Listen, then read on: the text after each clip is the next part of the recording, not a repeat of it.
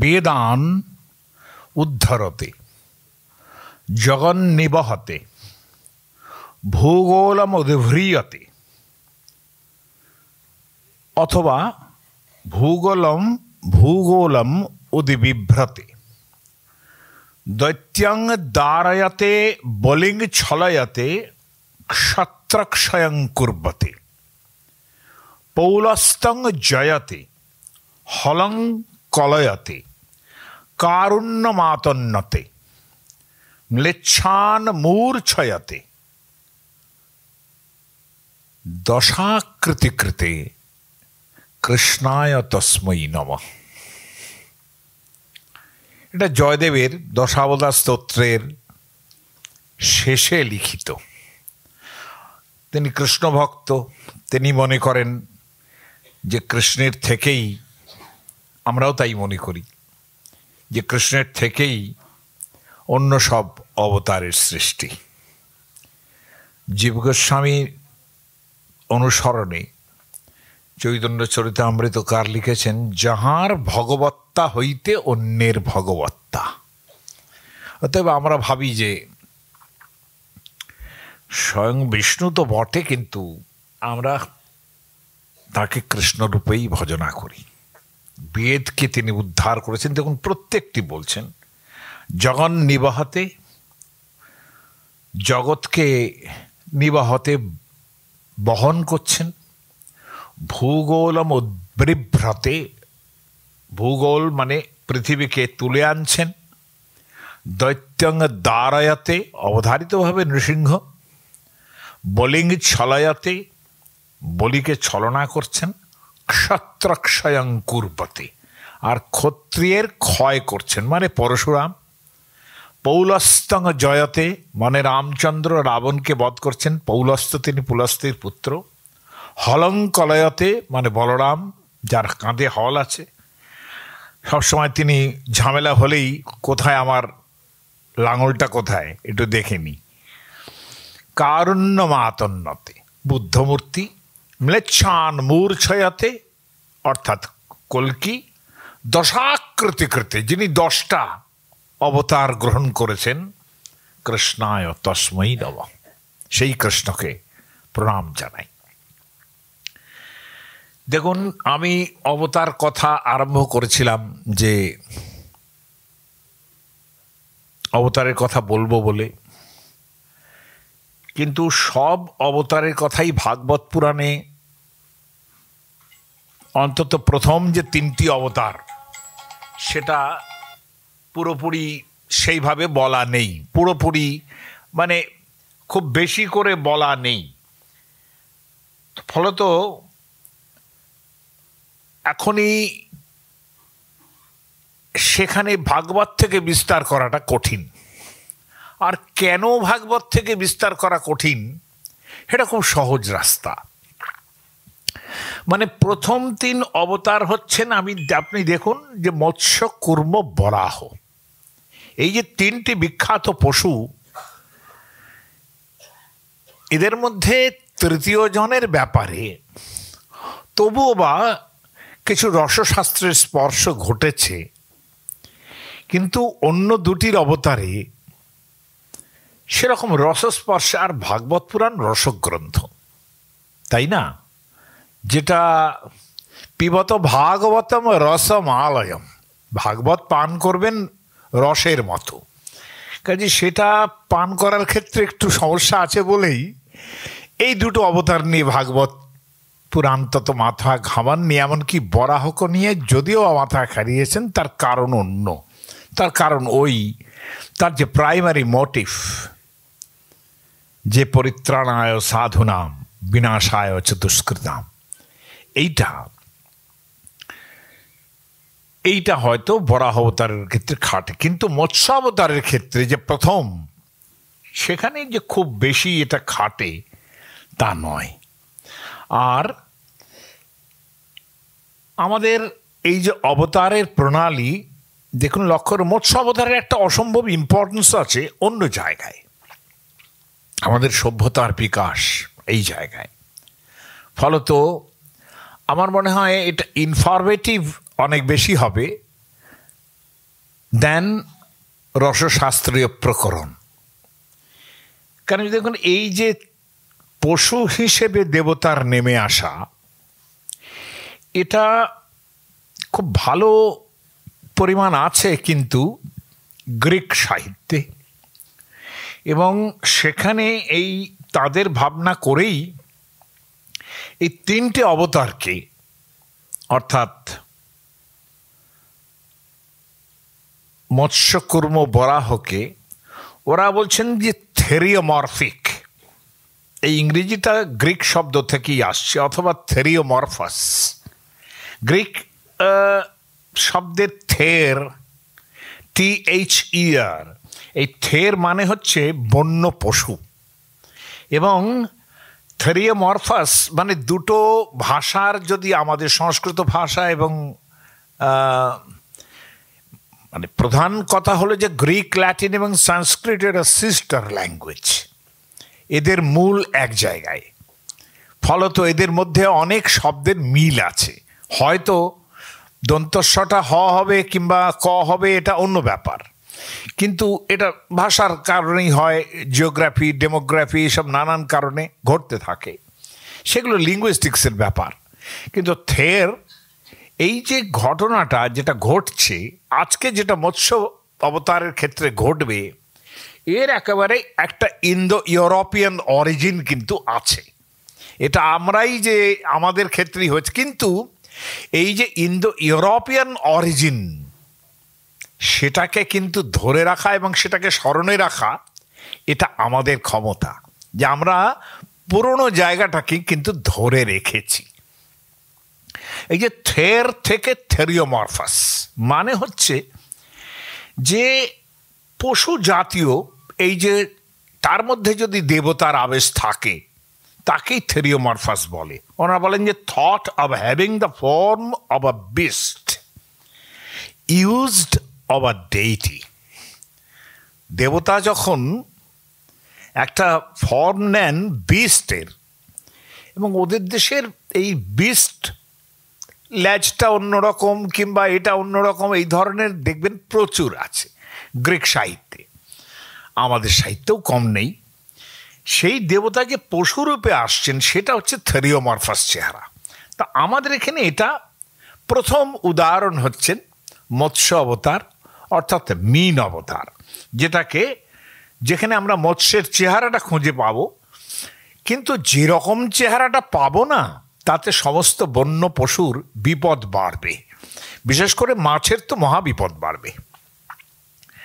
প্রথম অবতারের যেটা প্রসঙ্গ, সেখানে বহু চর্চিত আমাদের যে ঈশ্বর অবতারের যে প্রাইমারি মোটিভ, সেটা কিন্তু ধাক্কা খেয়ে যায়। আমরা যে প্রাইমারি মোটিভ সম্বন্ধে কি বলেছি, যখন ধর্মের গ্লানি হবে, যদা হি ধর্মস্য গ্লানির্ভবতি ভারত অভ্যুত্থানম অধর্মস্য তদাত্মানম সৃজাম্যহম। তাহলে এটা এমন কোনো কিছু ঘটনা ঘটছে না যেখানে ধর্মের কোনো গ্লানি ঘটছে। ধর্মের গ্লানি যেটা ঘটিয়েছেন, যেন ধর্মের গ্লানি হচ্ছে এরকমভাবে ভাবিয়েছেন যারা, তারা আমাদের পৌরাণিক। এখন আমার মুশকিল হচ্ছে, আমি তো একটু গবেষণা করেছি, ফলে গবেষণার সমস্যাটা একটাই, যে অনন্ত বিশ্বাস যে একটা জিনিসের উপরে থাকে, সেই বিশ্বাসটাও লঙ্ঘিত হয় না, আবার বিশ্বাসটার মধ্যে আবার একটা বৈকল্পিক ভাবনাও তৈরি হয়। রিসার্চের যন্ত্রণা হচ্ছে এইটা, এখন গবেষণার যন্ত্রণাও এইটা। সেই যন্ত্রণা যতই থাক, আমি কৃষ্ণ ভক্ত, আমি কৃষ্ণকে মানি এবং কৃষ্ণের অবতার মানি, সকলকেই মানি। আমরা চৈতন্য মহাপ্রভু বলেছেন যে জীবে সম্মান দিবে জানি কৃষ্ণ অধিষ্ঠান। আমার তো মনে আছে যে এটা খুব কৌতুককর ব্যাপার, আমি নবদ্বীপে এক সময় কলেজে পড়াতাম, তো ওইসব সময় অনেক সাধু সঙ্গ করেছি।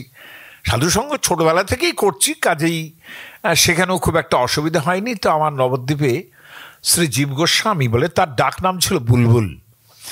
তো ওই শ্রীবাস সঙ্গনে যে নিমাই গোস্বামী ছিলেন আর কি, ওদের বাড়িতে গভর্নর টভর্নর এসছেন সেকালে, বড়লাট এসছেন সেকালে। তো খুবই সমৃদ্ধ বাড়ি নবদ্বীপের শ্রীবাসঙ্গন। সেই শ্রীবাসঙ্গনের যারা গোসাই ছিলেন তাদেরই একজন অধস্তন। তিনি অসামান্য বৈষ্ণব এবং তার বাড়িতে একটা অসামান্য বিগ্রহ ছিল। সেই বিগ্রহ অষ্টসখীর বিগ্রহ, অষ্টসখী এবং রাধাকৃষ্ণ। আমি কোথাও খুব বেশি জায়গায় এই রকম বিগ্রহ দেখিনি, যে বিগ্রহ মূর্তির মধ্যে এদিকে 4 সখী ওদিকে 4 সখী। ললিতা বিশাখা, ললিতা হচ্ছেন রাধা পক্ষীয় সখী, অর্থাৎ তিনি রাধার ব্যাপারে একদম, এসব কথা পরে আসবে, হ্যাঁ, মানে রাধার ব্যাপারে তার এমন মানে তিনি কৃষ্ণ অপমান করেছেন, তিনি রাধাকে মানিনী হয়েছেন, রাধা তাকে কিছুতেই তার সঙ্গে আর সন্ধি করতে দেবেন না, তার এত রাগ হয়ে যায়। আবার বিশাখা হচ্ছে কৃষ্ণ সপক্ষা সখী, সে যত কিছুই হোক এ কৃষ্ণকে আবার একটু মানিয়ে নেয়। দেখো না না এরকম না, হয়তো এরকম ছিল, না না তোমার কাছে আসতে পারিনি এই কারণে। সে একবারও বলবে না যে চন্দ্রাবলীর কাছে গিয়েছিল, সে এটা বলবে না। হ্যাঁ, ললিতা বল কোথায় গিয়েছিল আগে বোঝো, সেই করে তার খুব রাগ, সবসময় সে রাধার পক্ষ নিয়ে কথা বলবে, সে মান ভঞ্জন করতে দেবে না। তো এই যে 4 সখী নিয়ে যে বিগ্রহ, ওখানে দেখতাম বিশাখা সখী তিনি কৃষ্ণের পাশে দাঁড়িয়ে আছেন, ললিতা রাধার পাশে। তো এই যে রসশাস্ত্রীয় ভাবনায় একেবারে অষ্টসখীর মূর্তি। অসামান্য সাধু ছিলেন তিনি, শেষ জীবনটা বৃন্দাবনে কেটেছে এবং বৃন্দাবনেই তার জীবন গেছে। যাই হোক, খুব অল্প বয়সে মারা গেছেন। অত্যন্ত পরিমাণ ক্ষীরসর ছানাননি খেত, তার ফল ও ভুগেছে বা বাস্তব জীবনে ভুগেছে। যাই হোক, বহু মানা করেছে, শোনেন, ব্লাড সুগার চড়ে আছে তার মধ্যে খাচ্ছে, বলে রাধারানীর প্রসাদ কি করে, রাধারানীকে তো আর অন্য কিছু দেওয়া যাবে না, তাকে প্রতিদিন ওই রকম দিতে হবে। যাই হোক, সেসব দিন কাটিয়েছি। চরম 2-2:30 পর্যন্ত কীর্তন হচ্ছে, সে চমৎকার, ভাবতেও পারা যায় না। তো তিনি আমাকে একদিন বলছেন, বাবা তুমি কি অবতার সেবা করো? অবতার সেবা মানে বৈষ্ণবরা কখনো ওই ঝোল বলবেন না, তারা বলবেন রসা। হ্যাঁ, এই ধর ফুলকপির রসা, ওরা ঝোল মানে মাছের ঝোলের সঙ্গে একটুখানি সাদৃশ্য, ভাত বলবেন না, বলবেন অন্ন, এই রকম আর কি। তো এই সব জিনিসটাই ওদের একটা, মানে তরকারি কুটছি সেটা কোটা বলবেন না, কাটছি বলবেন না, বলবেন আমানি করছি, তরকারি আমানি করছি, এই আর কি। আমানি মানে তো কাঁচা জিনিস, এই কাঁচা জিনিসটাকে কোটার ওপর ফেলে দিত। তো আমাকে বললো যে অবতার সেবা। আমি কিন্তু 1 সেকেন্ডের মধ্যে বুঝে নিয়েছি, যে জিজ্ঞাসা করছে আমি মাছ খাই কিনা। অবতার সেবা করেন আপনি? বলে যে বাবা আমি অবতার সেবা করি, তোমার সঙ্গে মেশার অযোগ্য আমি, ওই সেবাটা এখনো চলছে। তো বলে ঠিক আছে, কৃষ্ণ কৃপাময়, তিনি একদিন ছাড়িয়ে দেবেন। যাই হোক, সেসব ঘটনা জীবনে ভুলিনি। কিন্তু ঘটনা হচ্ছে এই যে অবতার সেবা করেন, এই জিনিসটাতে বোঝা যায় যে এই অবতারটা কোনোভাবে মানে ধর্ম সংস্থাপনার্থায়, এই যে ব্যাপারটা আমাদের যে প্রথম ধাক্কাটা, যে যদা যদা হি ধর্মস্য গ্লানির্ভবতি ভারত, এরকম তিনি কিছু করতে আসেননি, এইটা ঘটনা। কিন্তু আরও অনেক কিছু করতে এসেছেন, সেটা কথায় কথায় প্রমাণ হবে। মানে প্রাইমারি মোটিভটা এখানে নেই। কোনো দিন আমি এখানে পৃথিবীকে দেখছি না, তিনি রোদন পরায়ণ হয়ে একেবারে ভগবান বিষ্ণুর কাছে উপস্থিত হচ্ছেন যে আমার পৃথিবীর ভার আমি সইতে পারছি না, রাজা রাজার ভার সইতে পারছি না, এটা বলছেন না। কাজেই এই জিনিসটা কিন্তু অবতারের যে প্রাইমারি মোটিভ, এটা এখানে একটু ধাক্কা লাগছে বলে মনে হয়। তো এটার যে মোটিভের মধ্যে না হলেও কিন্তু যেভাবে ঘটনাটা ঘটছে, এর একটা অসামান্য ইম্পর্টেন্সটা দাঁড়িয়ে যায় কোথায়, যে এই ঘটনাটা মৎস্যপুরাণের যে উৎপত্তি, মৎস্যাবতারের যে উৎপত্তি, সেটা মৎস্য পুরাণে যতখানি না আছে তার থেকে অনেক বেশি একদম খুব মানে কাট স্টাইলে আছে কিন্তু শতপথ ব্রাহ্মণের মধ্যে। শতপথ ব্রাহ্মণ খ্রিস্টপূর্ব অন্তত পক্ষে 1000 বছর আগে লেখা, অন্তত পক্ষে খ্রিস্টপূর্ব। এবং সেটা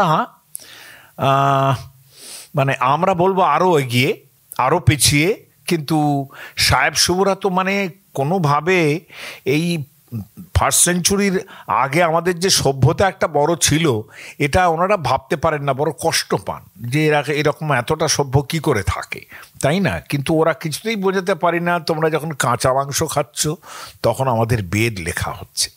যাই হোক, এখন এই যে ইম্পর্টেন্সটা শতপথ ব্রাহ্মণের, ওই যে বললাম যে রিসার্চের যন্ত্রণা, সেই যন্ত্রণাগুলো আপনাদের শোনাবো আজকে। হ্যাঁ, তাতে আপনাদের খারাপ লাগবে না, ভালোই লাগবে, অন্তত বুঝবেন যে কত দূর থেকে জিনিসটা আসছে, তার প্রাচীনত্বটা কতটুকু। শতপথ ব্রাহ্মণে যেহেতু ওরা খুব বেশি কথা বলে না, পৌরাণিক যেমন একটা জিনিস খুব বড় করে বলেন, এটা আমাদের দেশে এটা একটা স্বভাব যে কোনো জিনিসকেই একটু বড় করে দেখানো। বড় করে দেখালে সেটা ভালোই হয়, সেটা গল্পের মর্যাদা বাড়ে, কাহিনীর মর্যাদা বাড়ে, তার থেকে একটুখানি আমাদের এক্সট্রাক্ট নিয়ে নিতে হবে, এক্সট্রাক্ট করে নিতে হবে যাকে বলে। তো এই জায়গায় দাঁড়িয়ে শতপথ ব্রাহ্মণ সেরকম নয়, যা ঘটছে তাই বলবে। শতপথ ব্রাহ্মণ খুব নাটকীয়ভাবে জিনিসটা আরম্ভ করছে, মৎস্য অবতারের কাহিনী আরম্ভ করছে। মৎস্য পুরাণে সেটা কিন্তু অনেক মানে একটু মেলোড, সেখানে মনু তপস্যা আরম্ভ করেছেন ইত্যাদি ইত্যাদি দিয়ে তার মৎস্য অবতারের কাহিনী আরম্ভ হচ্ছে। হ্যাঁ, কিন্তু এটা ওই মনু তপস্যা করছেন, ব্রহ্মা বর দেবেন, যেগুলো খুব প্যাটার্ন গোছের আর কি পুরাণের মধ্যে থাকে সেই রকম। কিন্তু শতপথ ব্রাহ্মণের মধ্যে খুব নাটকীয়ভাবে এরকম বলা হচ্ছে যে মনু এই জন্যে তিনি প্রথম মনুষ্য শরীর, যার থেকে মানব। হ্যাঁ, কাজেই এই যে মনু, তিনি একদিন সকালে উঠে হাত ধুচ্ছিলেন, যেমনটা সব মানুষ ধোয়। এবং এই বাক্যটাও কিন্তু পৌরাণিকেরা মানে বেশ সাজিয়ে টাজিয়ে দিয়েছেন যে তিনি মনু তার আশ্রমের মধ্যে দাঁড়িয়ে পিতৃতর্পণ করছিলেন অঞ্জলিবদ্ধ জলের মধ্যে। এই দেখুন মৎস্যপুরাণ কতটুকু সঙ্গে সঙ্গেই একটুখানি কাহিনীর আদলে চলে যাচ্ছে তা নয়, কিন্তু এই জলাঞ্জলির মধ্যে মৎস্যপুরাণ যেরকম এই জল দিচ্ছেন পিতৃতর্পণ করার জন্যে, তার মধ্যে হঠাৎ এসে একটা মাছ এসে পড়ল, পুঁটি মাছ গোছের, মানে সফরি যাকে বলে, ওরা বলেন সফরি। সফরিটা যে কি তার বাংলা হবে কেউ বলতে পারি না, কিন্তু এইটুকু বলতে পারি যে সফরি সম্বন্ধে একটা প্রবাদ তৈরি হয়ে গেছে যে গণ্ডূষ জলমাত্রেন সফরি ফরফরায়তে। এটা একটা প্রবাদ, মানে বিদ্যে যদি অল্প থাকে, হ্যাঁ, অল্প বিদ্যা যেরকম ভয়ঙ্করী হয়, সেরকম গণ্ডূষ জলমাত্রেন, এইটুকু জল আছে, সফরই ফরফরায়তে, প্রচুর সফরিরা খুব ফরফর ফরফর করতে থাকে, ফরাত ফরাত করে জল ছেটাতে থাকে। কিন্তু বড় মাছ তো ওরকম হয় না। কাজে এই যে সফরির ব্যাপারটা সুন্দর, ওই রকম একটা কাজ করে মৎস্যপুরাণ সেটা জলের মধ্যেই একেবারে সেই মৎস্য আর কি, মৎস্যটি সেই সফরি পুঁটি মাছটি আর কি, মনুর মতো বিশাল এক বিদ্বান মানুষ যিনি। হ্যাঁ, মনু মানে বিদ্বান মানুষ, মানে মন ধাতু থেকে মন্ত্রণা, মন্ত্র, মনন, সব কিছু মন ধাতু, তিনি মনু। তিনি প্রায় আদর্শ দিয়ে কথা বলছেন, ক্ষুদ্রমিন বড় বড় কথা বলছে। সফরই তো বলছে তুমি আমাকে বাঁচাও এই মুহূর্তে এবং নিজেকেও বাঁচিয়ে রাখবে, তাহলে আমিও তোমাকে ভবিষ্যতে বড় বিপদ থেকে রক্ষা করব। এখন মনু বললেন কোথায়, মানে কিভাবে, কোত্থেকে, কিভাবে তুমি আমায় বাঁচাবে তুমি আমাকে? ক্ষুদ্র মৎস্য সে বলল যে এই পৃথিবীতে অবধারিতভাবে একটা প্রলয় নেমে আসবে এবং সব ভেসে যাবে, সমস্ত প্রাণী ভেসে যাবে, সেই প্লাবন থেকে আমি তোমায় বাঁচাবো এবং এই যে বিশাল জলরাশি সেখান থেকে আমি তোমাকে বাঁচাবো। এখন বাঁচাবো মানে তুমি আমাকে বাঁচাবে কিভাবে? আমি তোমাকে বহন করব, তুমি আমাকে বহন করবে, আপাতত তুমি আমাকে বাঁচিয়ে রাখো। তাই প্রলয় পাবন থেকে বাঁচাবেন, ভালো হলো। মনু বললেন যে আচ্ছা তাহলে কিভাবে বাঁচিয়ে রাখবো? এখন এইখানে কিন্তু শতপথ ব্রাহ্মণ বাঁচানোর কথা শতপথ ব্রাহ্মণও বলছে যে তুমি আমাকে বাঁচিয়ে রাখো, আমি তোমাকে বাঁচাবো। পৃথিবীতে জলপ্লাবন আসবে। ঔঘ ইমা সর্বা প্রজা নির্বোড়া, এই যে বিশাল জলোচ্ছ্বাস হবে, সকল প্রাণীকে সেটা বইতে হবে। ততস্তাং পারয়িষ্যামি, আমি তোমাকে সেখান থেকে বাঁচাবো। এটা শতপথ ব্রাহ্মণ বলছে। বলল যে আমি কিভাবে বাঁচাবো আপনাকে? মনু মৎস্য যেটা বললেন সেটা কতকাল আগে এখনো পর্যন্ত যা চলে সেই রাজনীতির কথাটা তিনি বললেন যে দেখো, আমরা যখন খুব ছোট থাকি তখন বড় মাছ ছোট মাছকে গিলে ফেলে।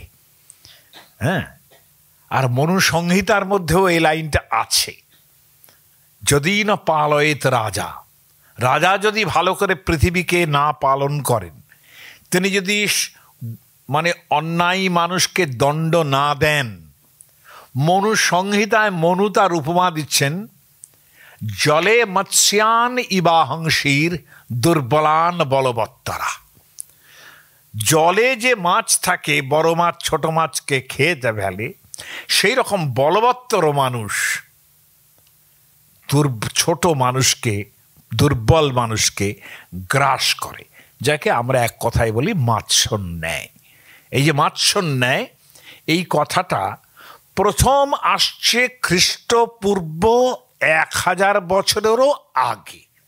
তাহলে বুঝতে পারছেন যে আমরা কতটা বুঝেছি, আমরা রাজনীতিটাও কতটা বুঝতাম।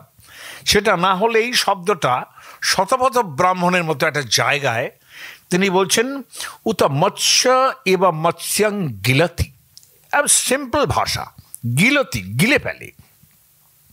যে মৎস্য যেরকম মৎস্যকে গিলে ফেলে, পৃথিবীতে বলবত্তর মানুষ যেহেতু দুর্বল মানুষকে গ্রাস করে, এটা যেন না হয়, সেই জন্যে তুমি আমাকে বাঁচাও। মনু কিন্তু সূর্যের পুত্র, সূর্যের নাম বিবস্বান, তিনি হচ্ছেন বৈবস্বত মনু।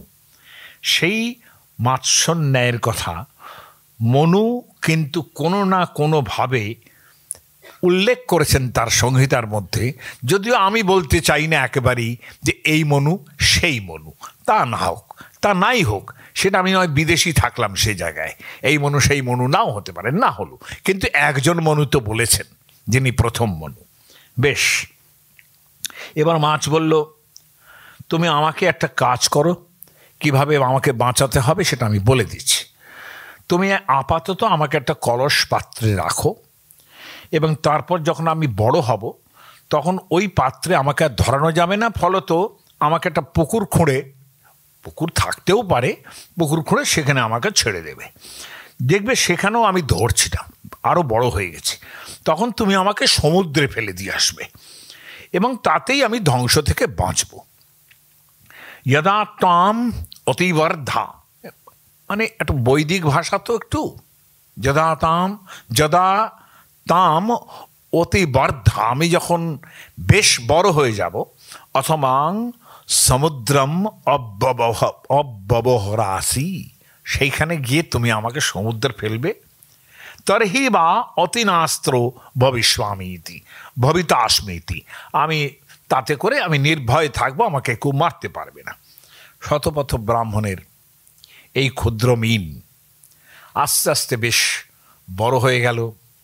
মনু তাকে পুকুরে ছাড়লেন, এবং এই অবস্থাটার নাম বলা হচ্ছে ঝস। ঝ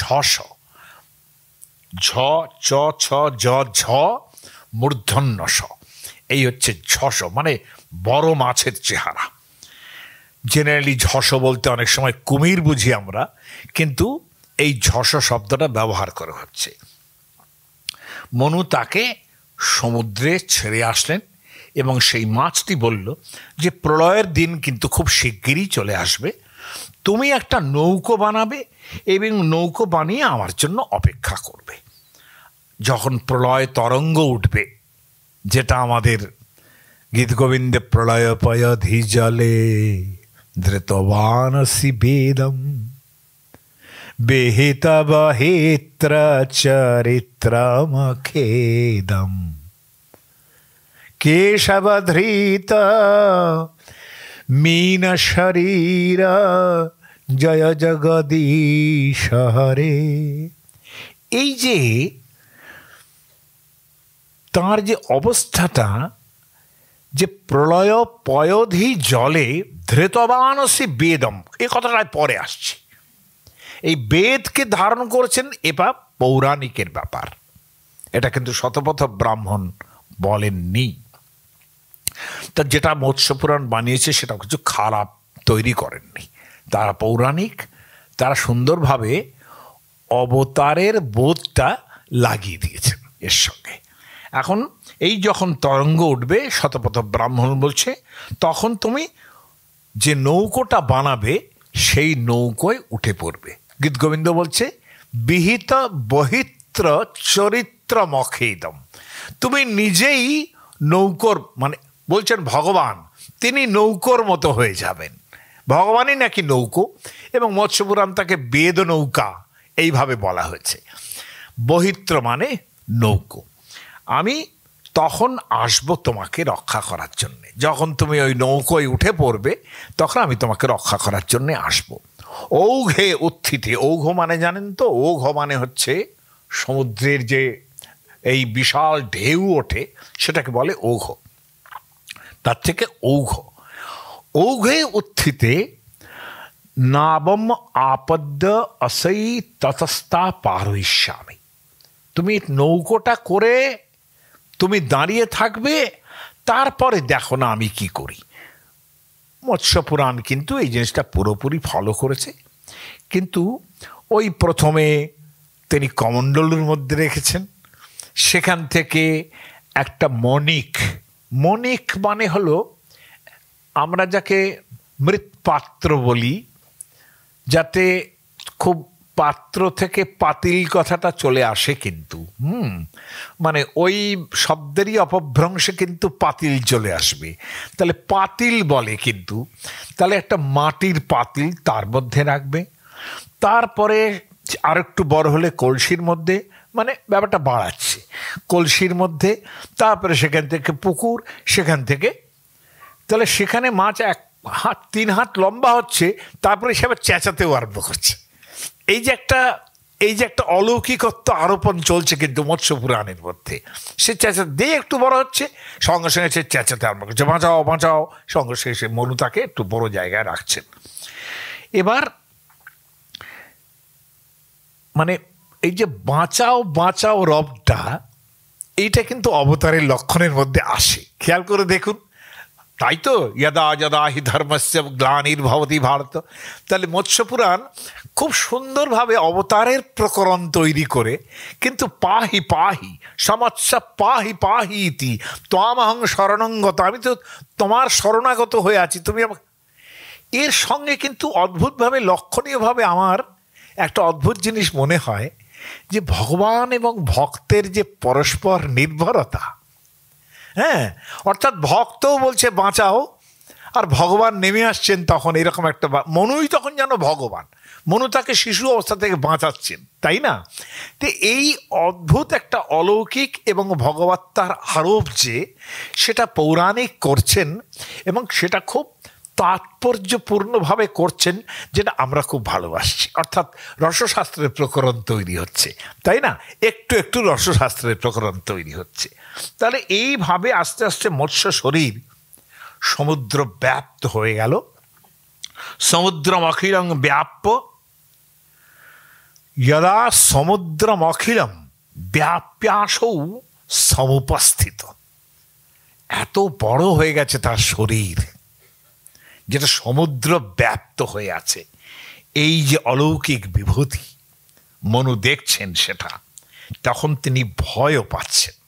যাকে তিনি ছোট থেকে বড় করছেন একটু একটু করে, সেই সমুদ্রে গিয়ে কিন্তু আস্তে এইখানেই কিন্তু ভগবান সখা আছেন, সখা আছেন।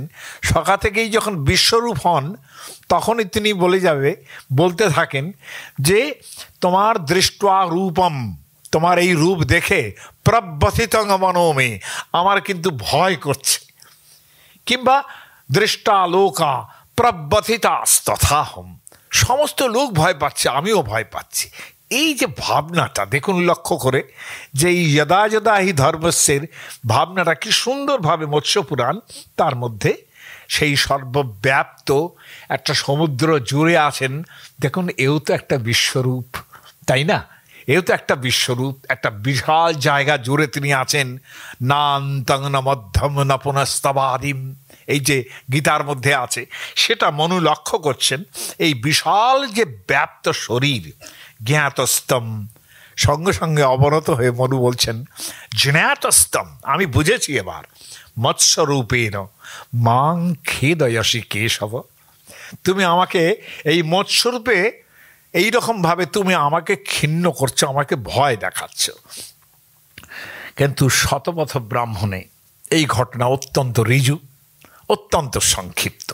যে মুহূর্তে মানে ওই মৎস্যকে সমুদ্রে ফেলে দেওয়া হলো, সেই বিরাট প্রলয় পাবন নেমে এলো। তিনি বলেই দিয়েছিলেন প্রলয় নেমে আসবে, এবং তখন মৎস্য আগে থেকেই কিন্তু তাকে বলেছিলেন যে প্লাবন নেমে এলে তিনি একটা নৌকোয় উঠবেন যেন। স ওঘ উত্থিতে নাবম আপেদে, সেই নৌকোতে মনু উঠে দাঁড়ালেন। সময় বুঝে সেই যে বিশাল মৎস্য সে তার কাছে চলে এলো। তিনি যেরকম কথা দিয়েছিলেন সেই রকমভাবেই চলে আসলেন। এই যে চলে এলো, চলে আসার সঙ্গে মনু তার সেই মৎস্যের যে শৃঙ্গ, এই যে শৃঙ্গ, এটা খুব ইম্পর্টেন্ট ব্যাপার। যদিও এই কোনো মাছের মাথার উপরে আপনি এরকম হুড শৃঙ্গ দেখতে পাবেন না, কিন্তু কিছু কিছু মাছ আছে, আপনারা যদি খুব ভালো করে দেখেন, খুব বড় মুড়ো যদি হয়, তার যে দুটো জয়নিং জায়গাটা, সেই জায়গাটা অধিক শক্ত হয় কিন্তু, তাই না? সেই জায়গাটা কিন্তু একটু অধিক শক্ত হয়, অর্থাৎ মুড়োর যে জয়নিং জায়গাটা, জয়নিং প্লেস, সেই জায়গাটা কিন্তু অধিক শক্ত হয়। কোনোভাবে বড় যারা মাছ কাটে তারাও কিন্তু ওটাকে একটা কাঠ দিয়ে মারতে হয় তাকে। তাহলে এই যে hood, a sort of hood, এই যে শৃঙ্গ, খেয়াল করে দেখুন এই শৃঙ্গের মধ্যে তিনি দড়িটা বেঁধে নিলেন। আমি এটা ওই গবেষকোচিত লজ্জা সহকারে বলছি, এই শৃঙ্গ কিন্তু একটা অদ্ভুত ব্যাপার, যেটা সাহিত্য দর্পণের মতো রসশাস্ত্রকার তিনি বলছেন যে শৃঙ্গার রসের ব্যাখ্যা করছেন যখন, বলছেন শৃঙ্গং হি মন্মথোদ্ভেদ, অর্থাৎ প্রথম যে মন্মথ অর্থাৎ ভালোবাসার যে উদ্রেক, সেখানে শৃঙ্গই হচ্ছে একমাত্র কারণ। যে শব্দটা আর আমি বেশি ব্যাখ্যা করছি না, যেখান থেকে আপনি শৃঙ্গার শব্দটা পাবেন। কাজেই এটা একটা অদ্ভুত ব্যাপার যে মনুষ্য জগতের যে প্রজননের প্রতীক সেটা এইখানে কিন্তু একটা অদ্ভুতভাবে কিন্তু লোকেট করা হলো। হ্যাঁ, আমি একটু ডিটেলসে বলছি, আপনাদের হয়তোবা আপনাদের বিরক্ত লাগতে পারে, কিন্তু তৎসত্ত্বেও এটা গবেষকোচিতভাবে জেনে নেওয়া ভালো। হ্যাঁ, তো এই যে মৎস্য আসলো, সেই মৎস্যের শৃঙ্গের সঙ্গে তার দড়িটি লাগালেন, এবং এই দড়িটি লাগানোর পর নৌকো টেনে নিয়ে যাচ্ছেন তিনি উত্তর দিকে। উত্তর মানেই কিন্তু এমন একটা জায়গা যেটা সবসময় আমরা এটা একদম এরিয়ান্সদের ভাবনায় একটা স্বর্গভূমির মতো জায়গা, যার জন্য সবসময় দেখবেন উত্তর মেরুতে এই হয়েছিল সেই হয়েছিল, মুনিরা সমস্ত উত্তর মেরুতে জমা হয়েছিলেন। আর এই ভারতবর্ষে তারা আসছেন উত্তর কুরু দেশ থেকে। ভীম আর অর্জুন উত্তর কুরু জয় করতে গেছেন, স্বর্গারোহণের পথ উত্তর কুরু দিয়ে। ভাবাই যায় না এই জিনিসটার একটা অন্যরকম, সেই যে আর্যদের বিস্মৃত ভূমি, সেই যে উত্তর, সেই উত্তর দিকে যাওয়ার একটা নৌকোটাকে বাঁধলেন, নৌকো তাকে বেঁধে নিয়ে চললেন সেই মৎস্য। এখন জলে নামলো এবং একটা জায়গায় এসে একটা পর্বত শৃঙ্গ পাওয়া গেল। সেইখানে নির্দেশ দিলেন সেই মৎস্য যে এবার তুমি নাবো, জল থেকে নাবো। মনু পর্বতের সানু বেয়ে একটু সমতলে এসে পৌঁছলেন। সেখানে তিনি একা, আর কেউ নেই। পৃথিবীতে তো একা থাকা যায় না। এইবার তাকে বলা হলো যে তুমি প্রজননের কথা ভাবো। এই যে ব্যাপারটা, পুরাণের যিনি কবি, অর্থাৎ মৎস্য পুরাণের কবি কিংবা অন্যান্য পুরাণের কবি, এইখানেই কিন্তু মৎস্য শরীরের মধ্যে অবতারের মাহাত্ম্য একটা স্থাপন করে দিয়েছেন। অর্থাৎ মনুর রিয়েলাইজেশন যেই হলো, তিনি বললেন, ওই যে বললেন মাং খেদয়াসু কেশব, তারপরেই বলছেন মৎস্যরূপী, তুমি বুঝতে পেরে যাবি, তুমি মৎস্যরূপী জনার্দন, তুমি আমাকে বাঁচালে। হ্যাঁ, সমস্ত। কিন্তু তিনি কিভাবে বলেছিলেন মৎস্যরূপী জনার্দন? তিনি মৎস্যকে, তিনি মনুকে বলেছিলেন তুমি যখন পৃথিবী জলময় হয়ে যাবে তখন তুমি নৌকো যে তৈরি করে তুমি উঠবে তা নয়, আমি তৈরি করেই রেখেছি। অর্থাৎ ভগবান তৈরি করেই রেখেছেন। নৌকোতে তুমি উঠবে, কিন্তু সেই নৌকোতে তুমি ওঠার সময় স্বেদজ, উদ্ভিজ্জ এবং জরায়ুজ যা যা প্রাণী আছে, সেই প্রাণীর যে তেজপুঞ্জ বীজ, সেই অসংখ্য জীব বীজগুলো নিয়ে তুমি কিন্তু সেই নৌকায় উঠবে, যাতে প্রাণীরা আবার জন্মাতে পারে। লক্ষণীয় এটা। এই যে সাইকেল, পরপর পরপর সাইকেল, তারা আবার জন্মাবে। যেটা পুরাণের মধ্যে সবসময় বলা হয় যে প্রলয় হয়ে গেলে পরে যখন জগৎ সমস্ত কিছু নেই, কিছু শুধু জল থাকবে। ঋগ্বেদের মধ্যে নাসদীয় সূক্ত, সেখানে বলছেন, প্রলয়ের কথা বলছেন যে পয়সী মানে তমসী বা পরং তম, তমের ওপরে তম, মানে অন্ধকারের ওপরে যেন অন্ধকার। এই হচ্ছে প্রলয়ের চেহারা। মানে জলে, আপনি যদি জলে ডুবে যান, জলে ডুবলে পরে আপনি চোখ যতই খুলুন আপনি কিছুই দেখতে পাবেন না, তাই না? সেটা অন্ধকার। বলছেন তমসী বা পরং, অত্যন্ত কবিত্বময় এই লাইনগুলো বেদের মধ্যে। তমসী বা পরংতম, এই যে তমসী বা পরংতম, এবং তার যে আরম্ভ নাসদীয় সূক্তের যে যা আগে ছিল না তা আগে ছিল না, যা ছিল তাও, যা আছে তাও আগে ছিল না, যা এখন আছে বলে মনে করছো তাও যেমন ছিল না, যা এখন ছিল না বলে মনে করছো তাও তখন ছিল না। অদ্ভুত।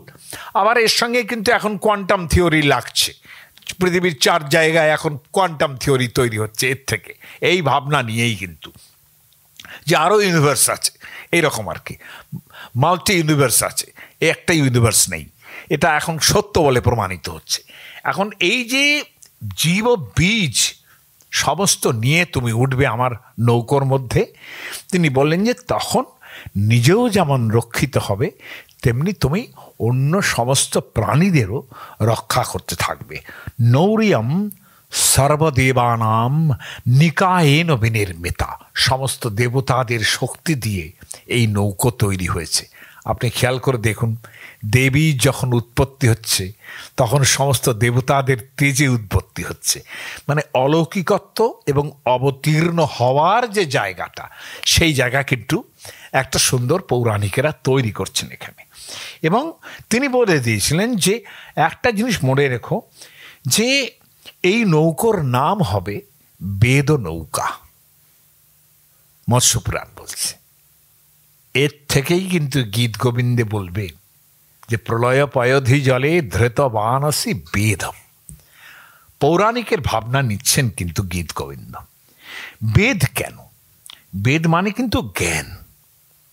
জ্ঞান, তার মানে সমস্ত বীজের মধ্যে যে জ্ঞানটুকু রয়েছে সেইটা লক্ষ্য করে দেখুন। আমি এটা বেশি কথা বলা হয়ে যাবে, একটু বেশি ইমাজিনেশন হয়ে যাবে, কিন্তু এও তো সত্যি।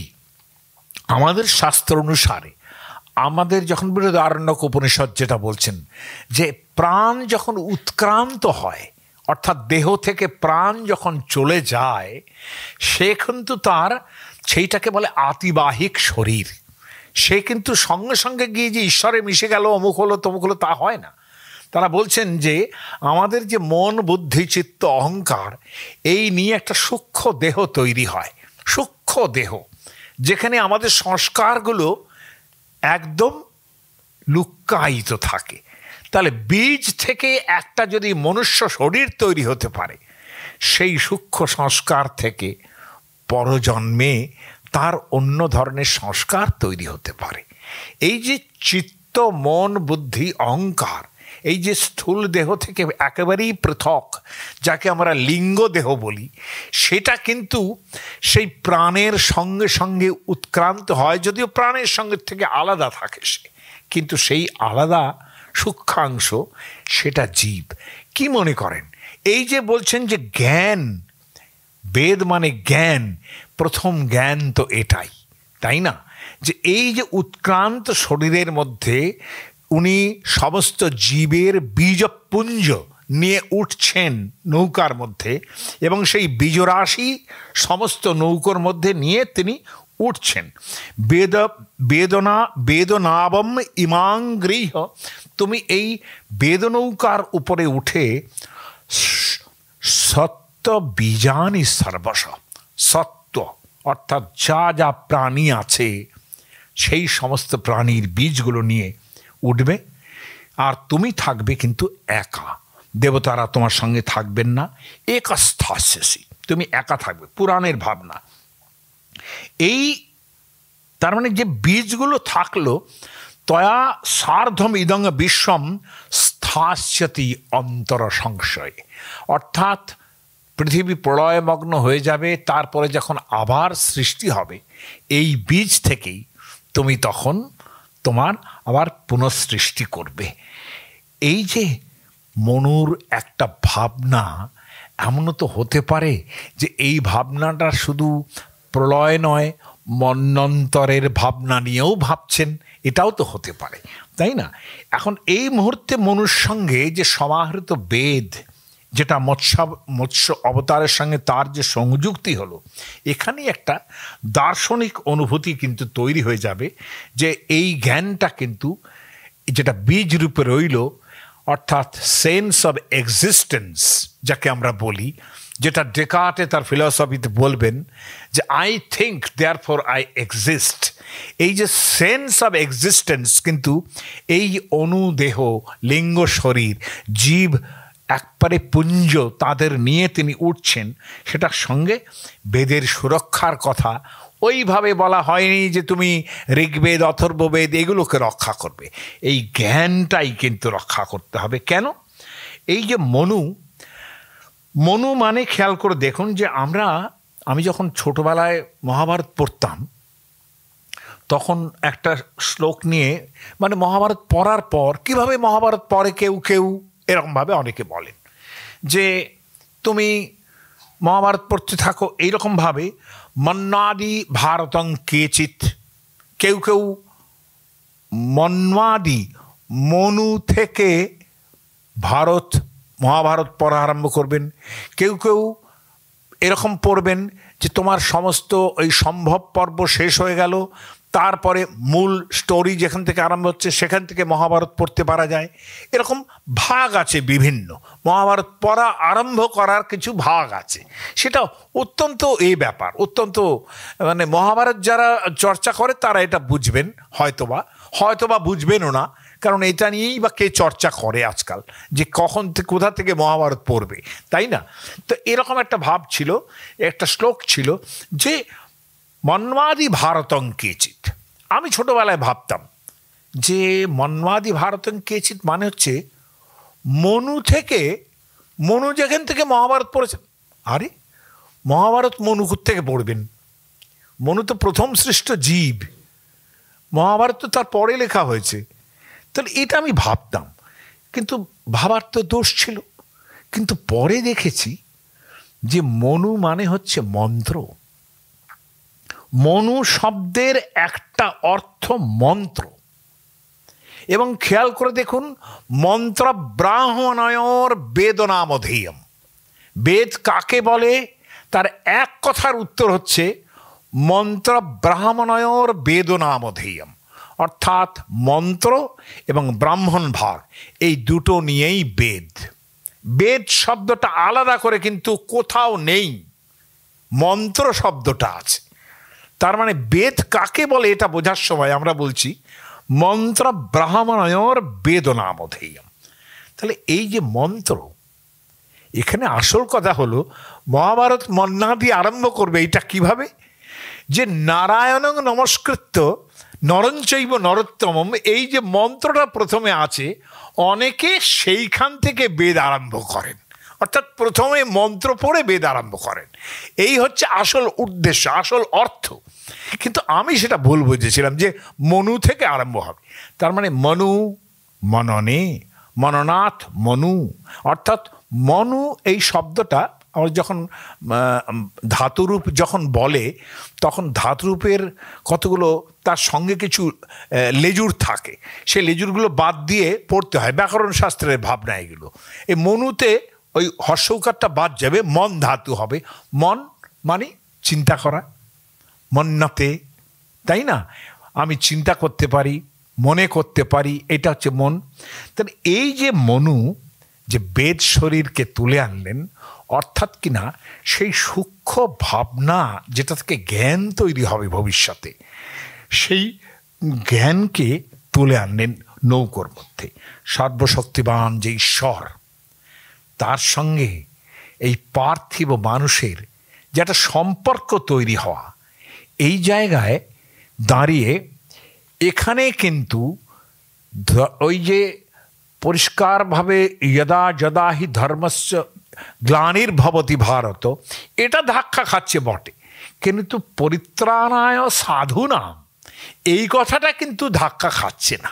অর্থাৎ তিনি কিন্তু সেই সব জীবপুঞ্জ তুলে আনছেন যেখান থেকে পরবর্তীকালে, তাহলে এই যে অনন্ত মায়া জীবের জন্যে, এটাও তো ভগবৎ স্বরূপের একটা লক্ষণ, তাই না?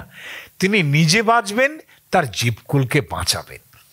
যার জন্যে ব্রাহ্মণ গ্রন্থের মধ্যে আছে, যখন বিশ্ব সৃষ্টি করেছিলেন তিনি, বিশ্ব সৃষ্টি করে তৎসৃষ্টা তদেবা অনুপ্রাবিশৎ, তার মধ্যে তিনি নিজে প্রবেশ করেছিলেন।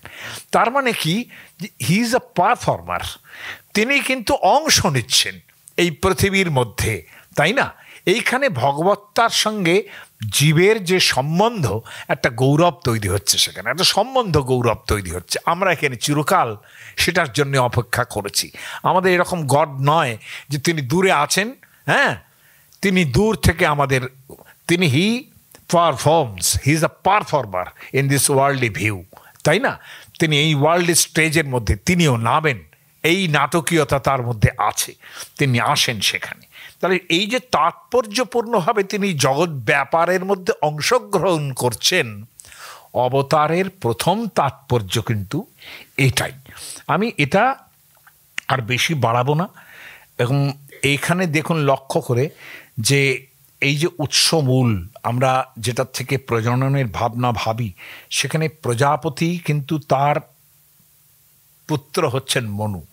মনুকে কিন্তু প্রথমেই বলছেন, সেটা শতপথ ব্রাহ্মণের মধ্যেও আছে, যে এই রকম যে তুমি প্রজা সৃষ্টি করো, এই যে প্রজা সৃষ্টি করো, মাল্টিপ্লাই, এই যে প্রথম সভ্যতার আরম্ভ, কোনো মানুষ নেই, তখন এই মানুষ সৃষ্টি করা। এবং লক্ষণীয় হচ্ছে পুরাণ মহাভারত সর্বত্র পুরাণের যে প্রথম আরম্ভ, সেটা সবসময় পুরাণের লক্ষণের মধ্যেই স্বর্গশ্চ প্রতিসর্গশ্চ, স্বর্গ মানে সৃষ্টি, তার মানে প্রথমেই সৃষ্টি। সৃষ্টির ক্ষেত্রে দেখা যাবে যে দেবতার সৃষ্টি করছেন তিনি, এই প্রথম মানব থেকে তৈরি হচ্ছে, দেবতার সৃষ্টি করছেন তিনি, তারপরে রাক্ষস দানব তৈরি করছেন তিনি, পাখি থেকে আরম্ভ করে সাপ থেকে আরম্ভ করে সব কিছু সৃষ্টি হচ্ছে। মহাভারতের সৃষ্টির যে বর্ণনা সেখানেও ঠিক একরকম, পৌরাণিকেরাও ঠিক একরকমভাবে সেই সৃষ্টির বর্ণনাটা মানে একেবারে অখণ্ডভাবে রেখে গেছে। তাহলে এই যে প্রত্যেকটা সাইকেল মৎস্য পুরাণেই কিন্তু এটা দেখা যাবে যে মহাপ্রলয় হয়ে যাওয়ার পর আবার যখন সৃষ্টি হয়, বলছেন তারা একইভাবে সৃষ্টি হয়। ওই জলের মধ্যে থেকে শ্যাওলা, আপনি যদি বৈজ্ঞানিকভাবেও দেখেন, ওই জলের মধ্যে থেকে শ্যাওলা, ওই প্রথম প্রাণী মৎস্য, তারপরেই দেখবেন কুর্ম, যারা উভচর, তাই না? খেয়াল করে দেখুন সভ্যতার যে একটা ডেভেলপমেন্ট সেটা কিন্তু খুব বৈজ্ঞানিকভাবে এইটার মধ্যে পাওয়া যায় যে প্রথম জলজ প্রাণী অর্থাৎ একটা প্রাণ আছে তার মধ্যে, এইরকমভাবে সেখানে মনুকে তো বলা হয়েছিল তুমি উদ্ভিজ্জ স্বেদজ, মানে পোকামাকড় যেগুলো ঘাম থেকে জন্মায়, যাদের কোনো উৎস পাওয়া যায় না, সেরকম জায়গা। আপনি একটা ঘা হয়েছে, সে ঘায়ের থেকে একটা পোকা কী করে জন্মায়? আপনি ভাবুন একটু, এটুকু স্বেদজ বলে। স্বেদজ, উদ্ভিজ্জ, তারপরে জরায়ুজ, এই সব কিছুর মধ্যেই অন্ডজ বলাটার কোনো প্রয়োজনই নেই, কেননা অণ্ড তো একই একটা প্রক্রিয়া যেটা জরায়ুজ প্রাণীর অংশ। এখন যাই হোক, এই যে সমস্ত প্রাণীকে এক জায়গায় করে যে নৌকায় উঠলেন তিনি, এই একটা ভাবনা যেখান থেকে প্রজননের যে ভূমিকা, এই জায়গাটা কিন্তু মৎস্য অবতারের মধ্যে সবচেয়ে বেশি, যেটা খুব রাখো ঢাকো করে তুমি বেদ উদ্ধার করেছিলেন বলে বলা হচ্ছে যে তিনি জগতে এই সৃষ্টিকর্তা, তিনি নিজে অংশগ্রহণ করে প্রলয় পয়োধি জল থেকে তিনি বেদ উদ্ধার করলেন, যেটা খুব সংক্ষিপ্তভাবে আমি প্রথম পড়েছিলাম, বেদান উদ্ধারাতে, বেদকে উদ্ধার করছেন। দেখুন পণ্ডিতেরা, আমি একটা সামান্য একটা বলি, পণ্ডিতেরা যে হিসেব কষেছেন, হিসেব কষে দেখিয়েছেন যে এক একটি মনুর কাল ৭১টা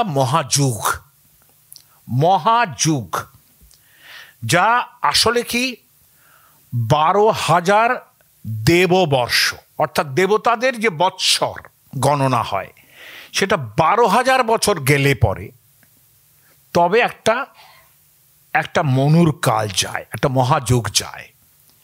এবং এই যে ১২,০০০ বছর, এটা মনুষ্য সীমানায়, অর্থাৎ মানুষের মধ্যে যদি গুনতি করি তাহলে দেখা যাবে সেটা ৪৩,২০,০০০ বছর। এটা হচ্ছে একটা মহাযুগ। ৪৩,২০,০০০ বৎসর, মনুষ্য বৎসর, সেটা দেববৎসর ১২,০০০, তাতে মহাযুগ, তাতে একটা মনু, তাদের কাল হচ্ছে এই ৪৩,০০০ মনুষ্য বর্ষে ৪৩,২০,০০০ বছর। আমরা এইখানে এইটুকু বলে শেষ করব যে বিশ্ব সৃষ্টির যে শুভারম্ভ, সেখানে মৎস্যাবতারের যে এই প্রজননী ভূমিকা, এটা যে কেমন অবতার তৈরি হয়েছে আপনারা খেয়াল করে দেখুন। আমি খুব সবিনয়ে জানাই, তার রেলিক্স, তার রেমন্যান্ট কিভাবে সোসাইটির মধ্যে পড়ে আছে সেটা বুঝতে পারবেন যখন গায়ে হলুদের দিন একটি বড় মাছ নিয়ে আসেন বাজার থেকে, তাকে সিঁদুর নথ ইত্যাদি পরিয়ে একদম গায়ে হলুদের সময় সেই বরের বাড়িতে পাঠানো হচ্ছে, আর বউ ভাতের সময় তাঁরাও একটা উল্টো মাছ নিয়ে আসবেন। ওই মাছটা না থাকলে কিন্তু গায়ে হলুদ হবে না। এবার বুঝলেন যে মৎস্যাবতার কাকে বলে? Thank you.